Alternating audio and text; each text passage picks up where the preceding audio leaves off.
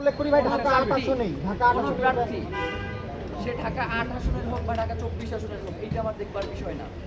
শহীদ ওসমান হাদিকে শুধুমাত্র ইনকিলাব মঞ্চ ধারণ করবে এটা আমরা বিশ্বাস করি না, কিন্তু শহীদ ওসমান হাদিকে ধারণ করতে গিয়ে তার আদর্শকে যদি কোনোভাবে ভুল ভ্রান্তির মধ্যে দিয়ে নিয়ে যাওয়ার চেষ্টা করে, সেখানে অবশ্যই ইনকিলাব মঞ্চের দ্বিমত রয়েছে।